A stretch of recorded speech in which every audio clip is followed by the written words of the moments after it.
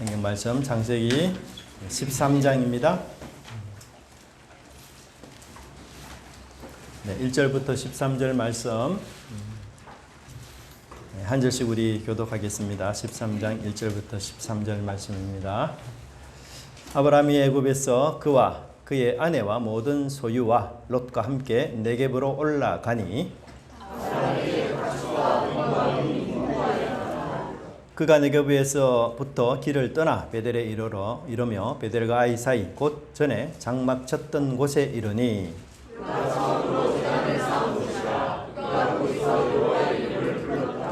아브라함의 일행 롯도 양과 소와 장막이 있으므로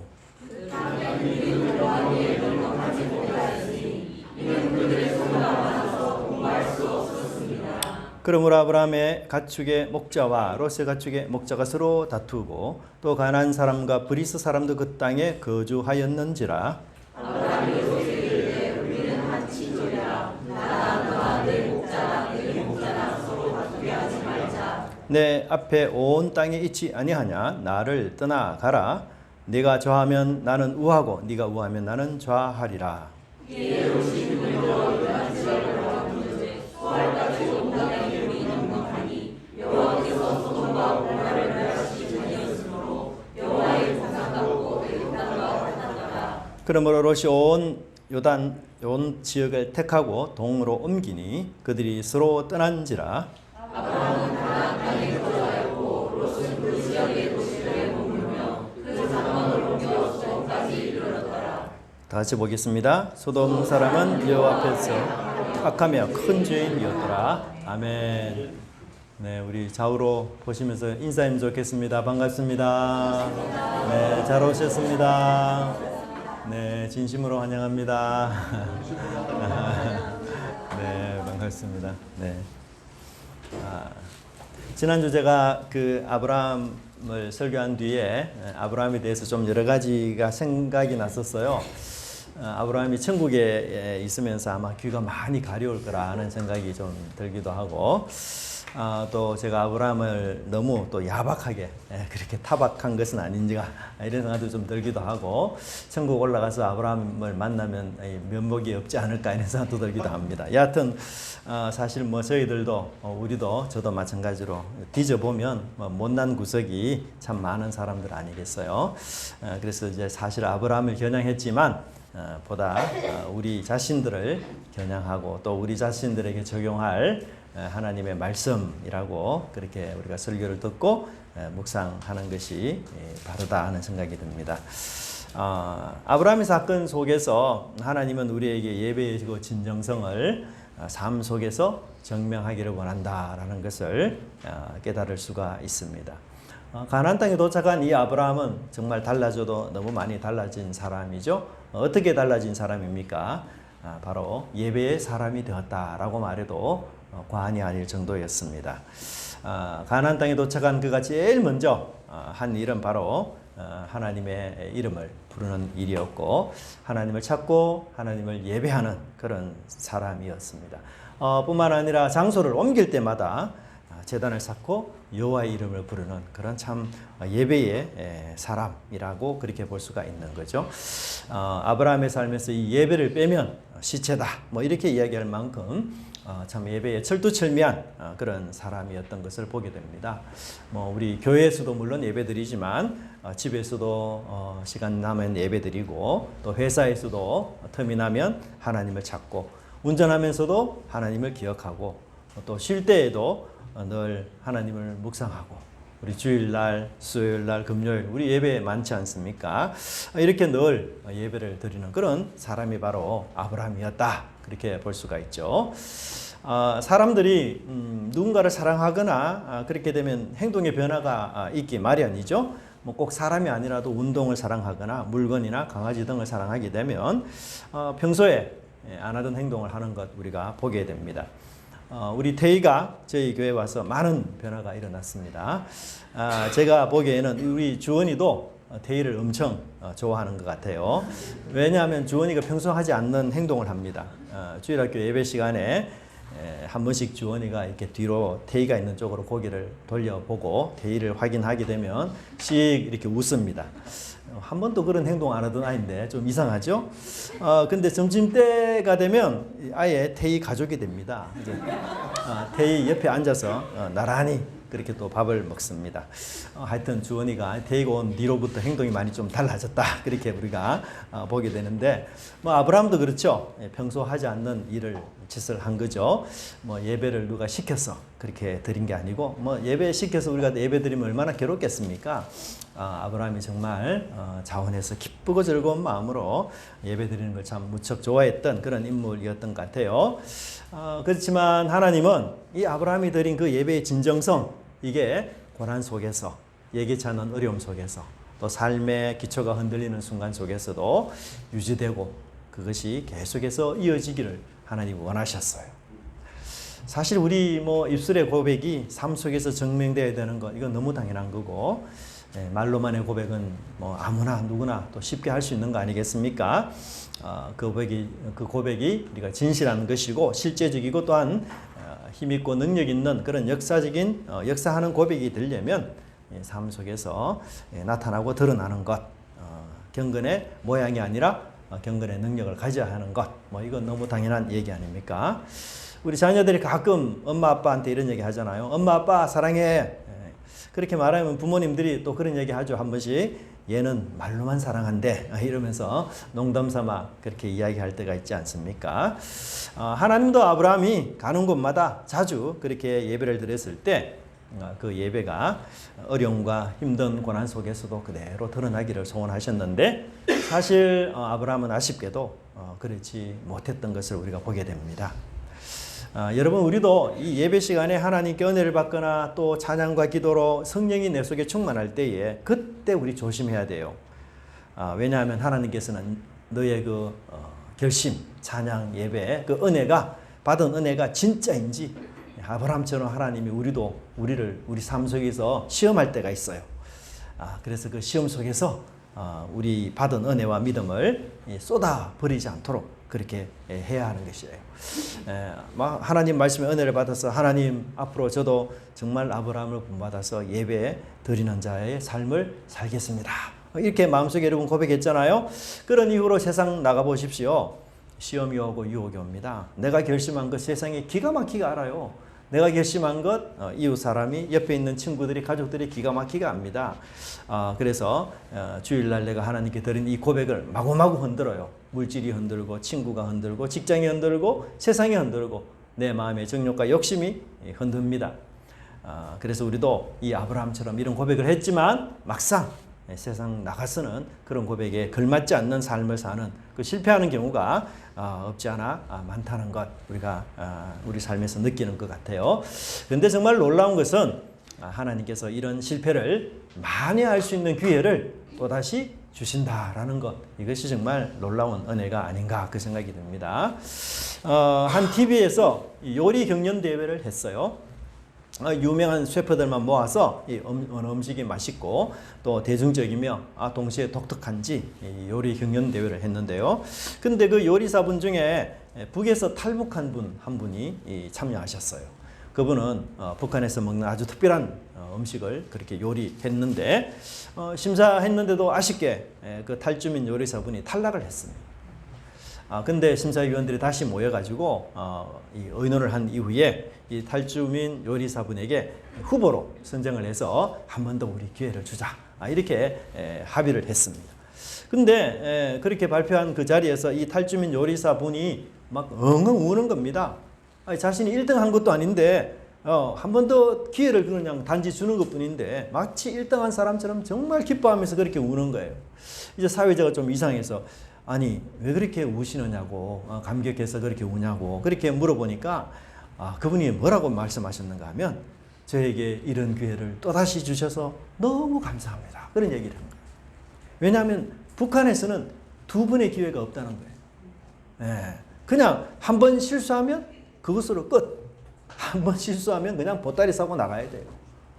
그게 그렇게 북한에서 그렇게 하다가 이 남한에 와서 처음으로 실수해도 괜찮고 그렇게 떨어져도 다시 후보로 두 번째 기회를 또 다시 이렇게 받으니 그것이 너무 자신에게는 감격스럽다는 거죠. 생전에 북한에서 태어나서 한 번도 그런 대접을 내가 받지 못했는데 이곳에 와서 그런 이 대접을 받으니 얼마나 감격스러운가.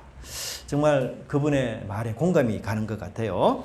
저는 북한의 그런 모습들을 보면서 참 이게 세상의 모습이구나. 세상은 참 실수가 잘 용납되지 않는 곳 아닙니까? 참 은혜가 없는 세상이고 은혜를 모르는 세상이니 이 하나님의 사랑과 관용, 너그러움 참 이런 것들을 우리가 찾기가 참 어려운 그런 세상을 봅니다. 하지만 하나님은 다시 기회를 주시고 그래서 하나님은 은혜의 하나님이시고 비록 아브라함이 한번 실수하고 그리고 고백도로 살지 못했던 그런 부족한 사람이라고 해서 하나님이 내치거나 야 이제 너 끝이야 이렇게 말하지 않고 죄기의 은혜 다시 회복할 수 있는 길을 하나님께서 허락해 주신 것을 우리가 보게 됩니다. 하나님은 이 세상의 그 어떤 아버지보다도 또 그 어떤 육신의 아버지보다도 더 자비롭고 은혜가 충만해요. 또한 우리를 하나님이 말씀으로 낳으셨고 그리고 너희들이 몇 번 실수하고 넘어지라도 나는 절대로 너희를 포기하지 않겠다. 그런 마음으로 하나님 우리를 양육하시기를 결심하신 그런 분이기 때문에 우리가 넘어질지라도 다시 하나님을 바라볼 때에 우리가 소망이 있다라는 것을 여러분 우리 삶 속에서 항상 깨닫기를 바랍니다. 그래서 그 다시 기회를 주시는 하나님 앞에서 우리가 믿음의 눈을 들어 그렇게 나가야 되고 이런 죄기의 은혜를 바라는 자가 가장 먼저 무엇을 해야 되는가 하면 예배를 회복하는 자가 되어야 된다라는 것을 성경을 말해주고 있습니다. 우리가 읽었던 이 본문 13장 3절과 4절을 여러분 가만히 보시면 굉장히 낯설지 않는 표현이 나오는 것을 보게 돼요. 이 낯설지 않는 이 표현이 어디에서 나타났습니까? 원래는 바로 12장에서 그죠? 아브라함이 애굽으로 내려가기 전의 모습이 바로 예배드리는 자의 모습이었어요. 12장을 보면 가나안 땅에 아브라함이 처음 도착해서 예배자의 삶을 살았는데 그때의 모습이 다시 13장 3절과 4절에 나오고 있습니다. 그리고 보니 이 애굽에서는 뭐 예배를 드렸다, 제단을 쌓았다, 뭐 하나님께 나아갔다 이런 말이 하나도 나타나지 않아요. 마치 그 세상 대안을 따르는 자들은 하나님 만나는 것이 두렵고 꺼려지는 것 같은 그런 느낌이 듭니다. 마치 죄를 지은 아이가 부모의 얼굴을 피하듯이 그리고 먹지 말라고 한 그 선악과를 먹은 아담과 하와 역시 하나님을 피하여 숨었듯이 아브라함 역시 아마 하나님을 피하여 숨은 것처럼 느껴집니다. 하지만 아브라함이 마음을 고쳐 먹었습니다. 그래서 다시 예배의 사람으로 되돌아오고 있는 것을 보게 됩니다. 근데 여기서 저자는 놀랍게도 그 아브라함의 장소를 이동 장소를 구체적으로 설명하고 있어요. 아브라함이 애굽을 지나서 네게브를 지나서 베델로 올라갔다 이렇게 이야기를 하고 있습니다. 근데 여러분 지도를 자세히 보시면 여기에 보시면 이제 밑에가 사실 애굽이고요. 여기가 네게브입니다. 네게브는 남방이라는 곳이고요. 요 근처에 이제 베델이라는 곳이 있고 아브라함이 사실 처음 하나님께 만나서 예배드렸던 장소는 세겜이에요. 세겜에서 베델로 내려갔다가 네게브로 내려갔다가 이제 애굽으로 내려갔었어요. 근데 애굽에서 다시 네게브로 올라와서 그 다음에 베델로 지금 올라가고 있는 그런 상황을 여기서 설명하고 있습니다. 근데 약간 다른 표현이 나와요. 13장 4절에 보면 그가 처음으로 제단을 쌓은 곳이 베델이라고 이렇게 설명해요.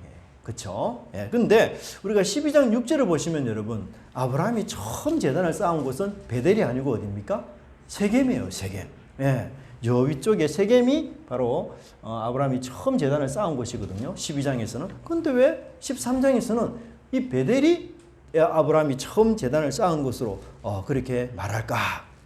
근데 여기에 13장의 해석을 우리가 좀 번역을 조금 잘못했는데 처음 제단을 쌓은 곳이라는 표현이 아니고 초기에 제단을 쌓은 곳이 바로 베델이다 이런 뜻이 있습니다.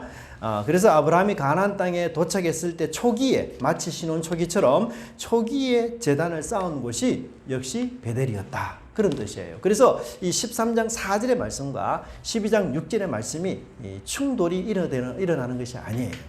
자, 결국 이 아브라함의 지리적 이동을 의미하는 것은 뭐예요?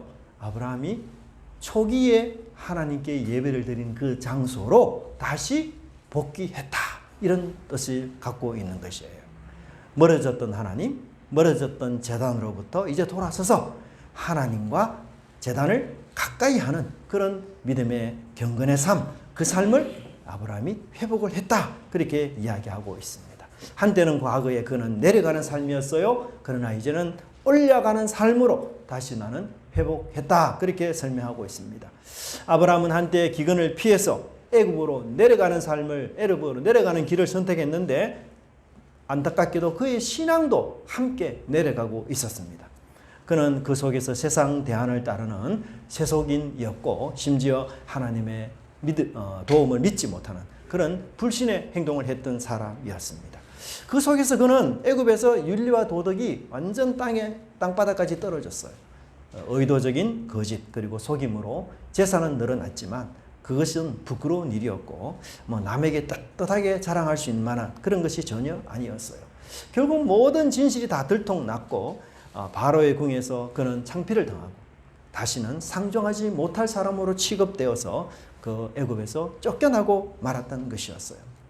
아브라함은 자신이 버린 아내, 자신의 인생에서 짐처럼 여겼던 그 아내 살해 덕분에 오히려 위험한 땅 애굽에서 무사히 가나안 땅으로 되돌아올 수 있었습니다. 아브라함이 여러분 기근을 피해 애굽으로 내려갔어요. 그래서 그 풍족한 애굽에서 육신의 기근은 면할 수 있을는지 몰라도 전혀 예상하지 못했던 영적 기근에 그는 시달려고 말았어요. 그래야 끝내는 믿음 생활이 흔들리는 큰 어려움을 겪고 말았던 것입니다. 아브라함은 애굽에서 정말 내려갈 대로 다 내려가는 사람이었고 더 이상 취해질 수 없을 만큼 추한, 그래서 자신의 내면 속에 있는 이 꼭꼭 감추어두었던 그 부끄러운 그 추악한 욕망, 이것이 그냥 고스란히 다 드러나는 그런 상황에 이르렀던 것이에요. 이런 아브라함 과연 누가 존중할 수 있겠습니까? 실리는 얻었겠지만 리더십은 잃고 말았고 신용 역시 부도를 내고 끝내는 부끄러운 사람, 고개를 들 수 없는 사람으로 그렇게 낙인을 찍히고 말았던 것이에요. 하지만 13장에서 아브라함은 다시 올라가고 있습니다. 가나안 땅 베델로 올라가고 있습니다. 하나님을 향해서 영적인 회복을 그는 갈망하고 있습니다. 멀어졌던 하나님과 가까이 하고자 하는 아브라함을 볼 수가 있습니다. 그의 목적지는 어디입니까? 이제 더 이상 애굽이 아니에요. 애굽 근처도 아닙니다. 애굽을 향해서 완전한 미련을 완전히 다 떨쳐버렸던 것이죠. 내 실수와 내 허물과 내 속에 있는 이 추한 모습, 나의 민낯, 이런 것이 고스란히 드러났던 그 애굽을 나의 기억 속에서 완전히 지우고 싶은 그런 마음이 있었던 것이에요. 새 출발을 하고 싶었던 마음이 아브라함에게 있었던 것이에요. 그러기에 그 아브라함은 베델을 향했던 것이었습니다. 자신의 애굽행 탈선을 회개하고 하나님께 용서를 빌기 위하여 다시 베델을 목표로 그렇게 올라갔던 것이었습니다. 한때 믿음의 사람이었던 아브라함이었지만 이제는 돌아온 탕자가 되어서 다시 하나님을 향하여 부르짖고 있는 것입니다. 그런데 하나님은 놀랍게도 이 탕자를 기꺼이 받아주시고 회개하는 죄인의 음성에 하나님은 기꺼이 귀를 기울여 주시며 아픈 손가락일수록 하나님은 애정과 사랑으로 집중하시고 심지어 연약한 죄인일수록 하나님은 깊은 관심을 갖고 돌보신다는 것 우리가 잊지 말아야 할 것입니다. 사실 아브라함이 애굽에 있는 동안에는 하나님을 잊고 살았지 않겠어요? 그러나 하나님은 애굽에 있는 동안에도 아브라함을 잊지 않으셨어요. 그를 떠나지도 않으셨습니다. 그를 끝내 보호하지 않습니까? 우리도 어떤 면에서 아브라함의 전철을 밟고 살아갈 수 있습니다. 우리는 가나안 땅에서는 믿음의 사람으로 섰다가도 애굽에서는 세속인으로 전락해서 믿음에 떨어질 수 있는 그런 사람이에요. 누구나 탕자가 될 수 있습니다. 하지만 돌아온 탕자가 되려면 다시 하나님을 찾고 다시 예배자의 삶을 회복해야 하는 것입니다. 여러분, 지금 나는 애굽으로 내려가고 있습니까? 아니면 베델의 제단으로 올라가고 있는 중입니까? 오늘 이곳에서 우리가 예배를 드리고 있다는 것, 이것은 바로 하나님께서 우리에게 재기와 회복의 기회를 다시 나에게 주셨다라는 사실 아니겠어요? 그러니 여러분 이 기회를 붙잡으시기 바랍니다. 그래야 다시 우리가 예배자로 그리고 다시 하나님을 가까이 하는 자로 살겠다고 결심하는 기회가 되시기 바랍니다. 다시는 애굽을 내가 세상을 사랑하지 않겠다고 다짐하는 그런 시간 되시면 좋겠습니다. 두 번째, 갈등 앞에서 예배자의 해결이 일책이 뭔가를 알 필요가 있습니다. 하나님과 관계가 회복된 아브라함에게는 이제 새로운 갈등이 또 나타났어. 또 뭐 분쟁이 또 나타났습니다. 그러니까 이게 창세기의 어떤 아브라함의 흐름을 보면 재밌는 게 아브라함이 예배를 잘 드리면 갈등이 나타나고 또 예배를 잘 드리면 또 분쟁이 나타나고 이런 스타일로 항상 되어 있어요. 그래서 지금 두 번째 아브라함이 또 갈등을 겪게 됩니다. 그것은 뭡니까? 바로 아브라함의 가축 목자와 롯의 가축 목자들이 다투는 일이었어요. 여러분, 애굽에서 아브라함은 먹기가 힘들고 살기가 힘들어서 그래서 갈등이 일어났잖아요. 근데 이번에는 풍요가 갈등의 원인이었어요. 넉넉하면 문제가 없을 것 같습니까? 아니에요. 가난하면 가난한 대로, 넉넉하면 넉넉한 대로 문제는 항상 있습니다. 물질이라는 여러분 어떻습니까? 적으면 적은 대로, 많으면 많은 대로 항상 우리에게 시험거리가 되지 않습니까? 적으면 하나님을 원망하거나 남의 것을 탐하기가 쉽고, 많으면 더 모으기 위해서 인색하거나 하나님을 거부하기 쉬운, 무시하기 쉬운 그런 약점들이 우리 속에 있는 거예요. 이처럼 아브라함과 롯이 물질이 많아지자 전에 없던 그런 새로운 갈등이 있었는데 그것은 바로 좁은 땅이 그들에게 문제였습니다. 여러분, 육축이라는 이 재산을 관리하기 위해서는 사실 넓은 초원이 필요하죠. 하지만 두 사람이 함께 거하는 그 땅은 그들의 소유 육축을 다 기르기에는 턱없이 부족한 그런 땅이었습니다. 그래서 아마 그런 여러 이유 때문에 목자들이 다투었는데 여러분 13장 7절을 보면 우리가 목자들이 다투었다. 뭐 목자들끼리 싸우는 거 뭐 그냥 우리가 넘어갈 수 있잖아요. 뭐 여러 가지 이유 때문에 또 뭐 하찮은 이유 때문에 일꾼들 그때 당시로 생각하면 아래 사람들 아닙니까? 뭐 밑에 말단 직원들 서로 싸우고 뭐 이렇게 다투고 뭐 그럴 수 있지. 이렇게 대충 넘어갈 수 있어요. 그렇죠? 근데 아브라함이 정말 달라진 게 뭔가 하면 이들의 다툼을 목자끼리의 다툼으로 보지 않고 자신과 롯과의 다툼으로 보았던 것이에요. 그게 8절의 말씀에 보면 새로운 단어가 나오는데 아브라함이 롯에게 이르되 우리는 한 친족이라 너나 나나 너나 그렇게 나와요. 그러니까 목자끼리의 싸움을 너와 나 사이의 싸움이다. 이렇게 아브라함이 본 거예요. 아마도 목자끼리 다툴 때 그냥 다투겠습니까? 니네 주인이 어떻니? 또 뭐 나의 주인이 어떻니? 이러면서 또 주인의 이름을 가지고 그렇게 아마 다투었을 것 같아요. 그래서 아브라함은 그런 여러 얘기를 듣고는 이것이 그냥 하찮은 사람들끼리의 그냥 싸움이 아니라 바로 아브라함 자신과 롯과의 분쟁이고 다툼이구나. 이렇게 보았던 것이었습니다. 그리고는 애굽에서와는 달리 자기 목자들과 롯의 목자들의 이 분쟁을 아브라함이 아주 적극적으로 나서서 해결하려고 하는 모습을 보여요. 여러분, 애굽에서는 갈등의 원인자가 누굽니까? 갈등의 원인자가 아브라함이었어요. 그리고 이 갈등을 해결한 분 누구죠? 하나님이었어요. 근데 이제 아브라함이 달라졌어요. 그는 애굽에서 나타나 갈등을 해결하신 그 하나님을 닮아서 이제 본인이 직접 내가 이 갈등을 해결해야 되겠다라고 생각하고 적극적으로 나서는 것을 보게 되는 것입니다. 여러분, 이 갈등을 잠재우기 위해서는 어떻게 해야 됩니까? 누군가가 다른 한 사람이 다른 곳으로 가야 돼요. 근데 아브라함은 롯보다도 연배가 높고 사실 뭐 가문을 따져보아도 윗사람 아닙니까? 어른이고 큰아버지 그렇게 되는 사람이고 뭐 롯은 조카 아니에요. 그래서 이 고대 근동의 예법을 따진다면 당연히 롯이 양보하는 것이 맞을 것입니다. 근데 여기서도 아브라함이 달라졌습니다. 어떻게 달라졌습니까? 아브라함은 롯에게 이 초장의 우선권을 다 양보하고 있습니다. 여러분, 아브라함이 애굽에 내려갈 때 어떤 모습이었어요? 극도의 이기주의자의 모습이었습니다. 자기 목숨만 귀하고 사라의 신변, 사라의 목숨은 전혀 신경 쓰지도 않는 그런 파렴치한 모습을 보였어요. 하지만 여기서 아브라함은 놀랍게도 조카 롯에게 양보하는 정말 멋지고 훌륭한 어른으로서의 그런 모습을 보여주고 있는 것입니다. 이 다툼을 해결하기 위해 가장 좋은 방법은 내가 손해를 보면 돼요. 그럼 평화의 열매를 어떻게 해서 맺습니까? 내 것을 양보하면 평화가 이루어집니다. 사실 우리는 먹을 것을 놓고 싸우는 것, 이거 치사한 일이다 이렇게 말하지만 그런 치사한 싸움을 그치기 위해서 내가 좀 덜 먹겠다 이런 양보하는 마음이 없습니다.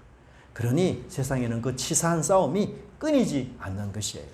학력에 상관없이 직위에 상관없이 세상은 온통 여러분 이런 싸움으로 몸살을 앓고 있지 않습니까? 모두가 남들보다 내가 더 먹어야 되겠다. 그렇게 생각을 하고 또 큰 파이 조각을 내가 차지해야 되겠다.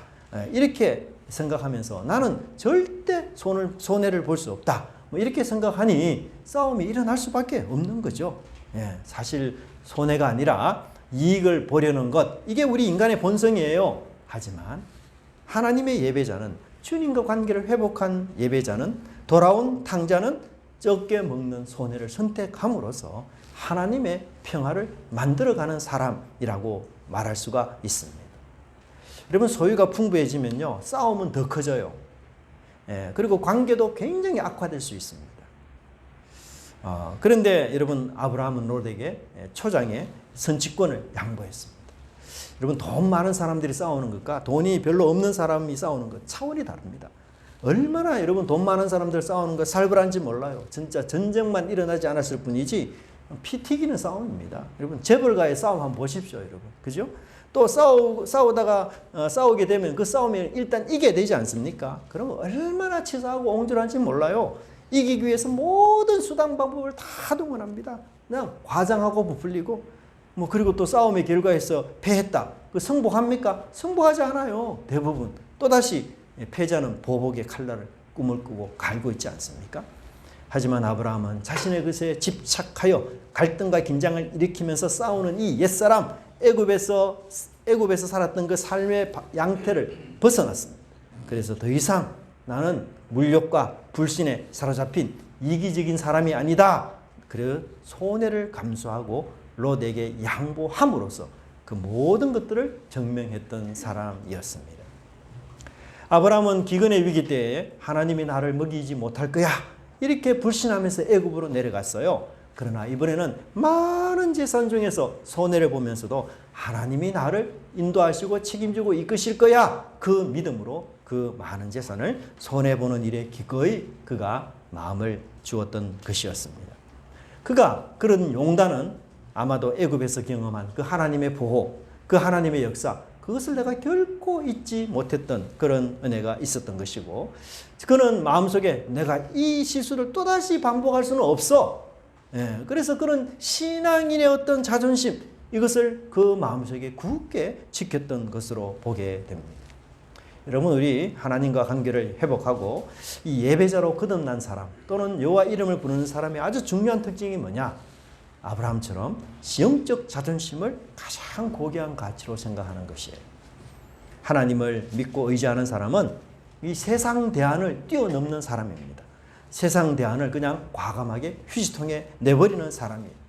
세상 대안은 뭡니까? 공동체에서 가장 약한 자를 희생양으로 삼는 것이지만 하나님을 굳게 신뢰하는 자는 약한 자를 대신해서 내가 희생하겠다. 내가 먼저 섬기겠다. 내가 먼저 손해를 보겠다. 그렇게 용단을 내리는 거예요. 그것은 오직 하나님만을 믿는 믿음 속에서 나올 수밖에 없는 것이었습니다. 더구나 놀라운 것은 아브라함과 롯의 주변에는 이방인들이 있었습니다. 7절을 보면 그들은 가나안 사람, 브리스 사람이라고 설명을 하고 있습니다. 여러분, 지금 아브라함과 롯의 가족의 이 목자들의 싸움에 대해서 누가 예의주시하고 있습니까? 이방인들이 예의주시하고 있어요. 세상 사람들이 눈을 뜨고 귀를 활짝 열어서 저 교회가 어떤 싸움을 싸우는지, 저 가족과 저 가정들이 어떤 싸움을 싸우는지, 저 믿는다고 하는 사람들이 이 분쟁 속에서 어떻게 해결하고 어떻게 그 분쟁을 수습하는지 낱낱이 다 보고 있다는 거예요. 여러분, 세상이 이 교회를 예의주시하고 있어요. 선한 일을 하고 착한 일을 할 때는요, 아무 말도 하지 않잖아요. 근데 교회가 싸우고요, 교회 안에서 분쟁이 일어나고 보십시오. 세상은 그것을 대수특별합니다. 온갖 모든 것을 다 들추어내면서 교회를 공격하기에 여념이 없어요. 여러분, 이렇게 아브라함과 롯이 지금 집안 싸움이 일어났습니다. 하나님을 믿는다고 하는 가정 속에서 집안 싸움이 일어났어요. 여러분 주변 이방 사람들이 어떻게 생각하겠습니까? 비방하고 손가락질하고 뭐 하나님 믿어도 별 수 없네. 아이 기독교인들도 그래밖에 안 되구나. 근데 여러분 애굽에서 아브라함이 그렇게 살았어요. 그렇잖아요. 애굽에서 아브라함은 정말 치사한 사람, 옹졸한 사람으로 살았습니다. 바로로부터 그래서 손가락질 받고 수치스러운 그런 절교를 그가 받았지 않습니까? 근데 아브라함이 나는 더 이상 그렇게 살 수 없다. 비록 내가 손해를 보더라도 내가 주님의 명예를 위해서, 주님의 영광을 위해서 집안끼리, 믿는 사람끼리, 교회끼리 그렇게 다투는 거, 이거 하나님은 원치 않는 것이다. 그래서 아브라함이 먼저 손 아래 사람 롯에게 이런 제안을 했던 것이었습니다. 이것은 아브라함이 이기적인 성품에서 아주 이타적인 성품으로 변화된 것을 말하고 자기 중심에서 이제 벗어나서 하나님 중심적으로 살게 되었음을 우리에게 보여주는 정말 아름답고 멋진 그런 모습이 아니겠습니까? 여러분 아브라함이 변했습니다. 달라졌습니다. 어떻게요? 갈등의 유발자에서 갈등의 해결자로 나타났습니다. 평화를 깨뜨리는 자에서 그 평화를 되찾기 위해 자기 손해를 기꺼이 감수하는 자로 나타났습니다. 극단적인 이기주의자에서 나 자신만을 생각했던 그런 모습에서 이제는 이타적인 사람으로, 심지어 조카에게 자신의 진리를 양보하면서까지 평화를 맺으려는 그런 사람으로 살았습니다. 자기만 살겠다라고 아우성치던 그 아이와 같은 사람에서 이제는 남을 먼저 배려하고 섬기고 또 하나님의 영광을 생각하는 그런 영적인 어른으로 그가 변하고 바뀌었던 것을 보게 됩니다. 영적 자존심을 팽개치고 거짓이라도 좋으니 진리를 선택하자라고 생각했던 아브라함이 이제는 영적 자존심을 굳게 붙잡고 자신의 손해를 기꺼이 감수하며 평화를 이루고자 하는 그런 믿음의 멋진 사람이 되었던 것이었습니다. 정말 우리가 본받고 싶은 그런 사람으로 바뀌었던 것 우리가 기억해야 될 것입니다. 사랑하는 우리 성도 여러분, 오늘 이 자리에 우리가 예배 참석한 모든 분들 정말 우리 아브라함처럼 믿음이 성숙하고 또한 믿음의 어른으로서의 그런 모습을 간직하기를 바랍니다. 그래서 우리가 이 세상에서 존경받고 세상에서 정말 그리스도인들이 남다르구나 그렇게 인정받는 그런 믿음의 삶이 되게 바랍니다. 세상 사람들이 보고 있는 현장입니다. 그 보고 있는 현장 속에서 우리는 갈등을 평화로 또 평화를 위해서 이익 대신 손해를 선택해서 하나님만을 바라보는 귀한 주의 백성으로 살아가기를 간절히 바랍니다. 기도하겠습니다. 하나님 아버지 감사합니다. 애굽에서 살아왔던 아브라함의 옛날의 모습들은 다 사라지고 이제 다시 하나님을 향하여 믿음의 발자국을 옮기며 주님의 영광을 위하여 사는 예배자로서의 삶이 회복된 아브라함을 다시 보게 됩니다. 애굽에서 있었던 그 갈등을 그는 온전히 해결하지 못하고 불신과 윤리도덕이 떨어진 그런 수치의 사람으로 전락했지만 이제 가나안 땅으로 다시 돌아와서 하나님께 신실한 예배를 드리는 자로서 새로운 갈등에 직면했을 때에 애굽에서의 삶과 달리 하나님 갈등을 적극적으로 해결하려고 하고 또한 그 평화를 위하여 자신의 손해를 기꺼이 감수하며 이방 사람들, 세상 사람들이 보는 앞에서 분쟁과 갈등이 아니라 평화의 사람으로 또 자신을 내어주는 믿음의 삶을 통하여 하나님의 영광을 드러내는 귀한 믿음의 사람으로 이렇게 성숙하게 설 수 있는 그런 은혜를 감사합니다. 하나님 저희들도 이 아브라함의 모습 우리 마음속에 잘 새기게 하여 주시옵시고 하나님을 신실하게 믿음으로써 세상과 믿는 사람들 앞에서 본이 되는 저희들의 삶 되게 주님 인도하여 주시옵소서. 감사드리고 예수님 이름으로 기도드리옵나이다. 아멘.